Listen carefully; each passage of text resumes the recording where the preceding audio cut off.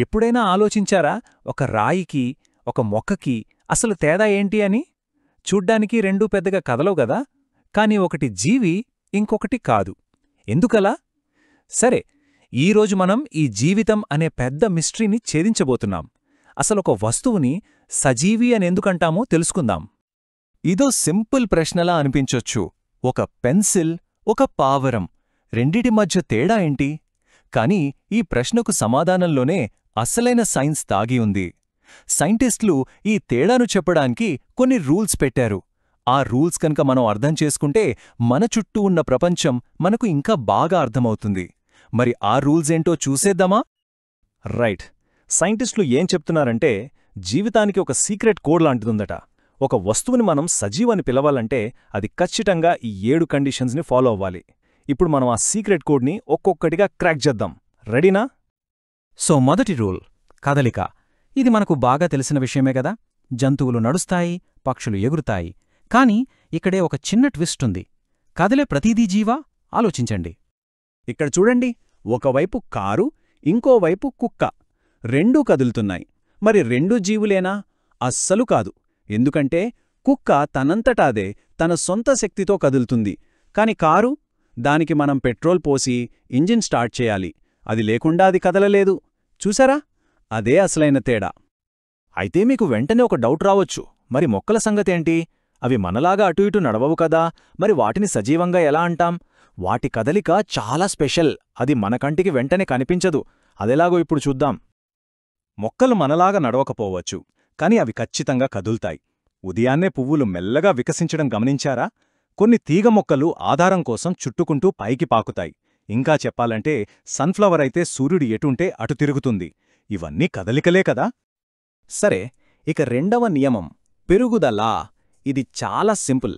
అన్ని జీవులు పెరుగుతాయి. ఒక చిన్న విత్తనం పెద్ద చెట్టవుతుంది, ఒక చిన్న కోడిపిల్ల పెద్ద కోడి అవుతుంది. ఇది జీవితంలో చాలా ముఖ్యమైన మార్పు. ఆలోచించండి, 4 ఏళ్ల క్రితం మీరు వేసుకున్న బట్టలు ఇప్పుడు పడతాయా? అస్సలు పట్టవు. ఎందుకంటే మీరు పెరిగారు. ఈ మార్పు మనందరిలో జరుగుతుంది. అందుకే ఇది కూడా జీవితానికి ఒక ముఖ్యమైన సంకేతం. ఇక మూడవ నియమం, శ్వాసక్రియ. శ్వాసక్రియ అంటే జస్ట్ గాలి పీల్చి వదలడం మాత్రమే కాదు. మనం తిన్న ఆహారం నుండి మనకు కావాల్సిన ఎనర్జీని తయారు చేసుకునే ప్రాసెస్ అనమాట. ఈ ఎనర్జీ మనకే కాదు, మొక్కలకు కూడా కావాలి. అవి వాటి ఆకులమీదుండే చిన్న చిన్న రంధ్రాల ద్వారా గాలిని తీసుకుని శక్తిని పొందుతాయి. సరే, మిగిలిన 4 నియమాలను కూడా ఫాస్ట్గా చూసేద్దాం. 4వది పోషణ, అంటే ఎనర్జీ కోసం ఫుడ్ తీసుకోవడం. 5వది విసర్జన, అంటే బాడీలో ఉన్న వేస్ట్ మెటీరియల్స్ని బయటకు పంపడం. 6వది సున్నితత్వం, అంటే మన చుట్టూ జరిగే మార్పులకి రియాక్ట్ అవ్వడం.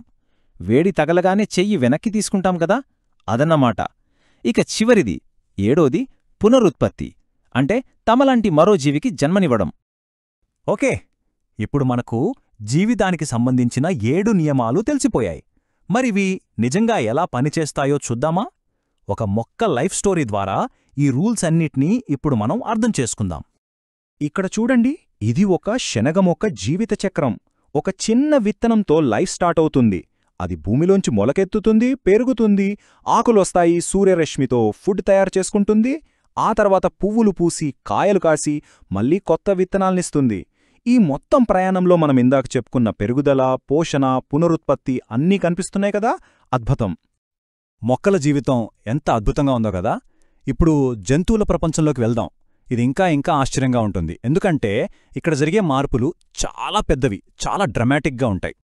ఒక కప్ప జీవితాన్ని చూడండి. నీళ్లలో చిన్న గుడ్లతో మొదలై ఒక చేపలాంటి టాడ్పోల్గా మారుతుంది. దానికి తోక ఉంటుంది, మొప్పలతో శ్వాసిస్తుంది. ఆ తర్వాత మెల్లగా వెనక కాళ్ళు, ముందు కాళ్ళు వస్తాయి. తోక మాయమైపోతుంది. ఫైనల్గా అది నేలమీద, నీళ్లలోనూ బ్రతకగలిగే ఒక పూర్తి కప్పగా మారిపోతుంది. ఎంత అద్భుతమైన మార్పు కదా. చూసారా, ఒక శనగ మొక్కైనా, ఒక కప్ప అయినా రెండూ జీవితానికి సంబంధించిన అవే 7 నియమాలను పాటించాయి.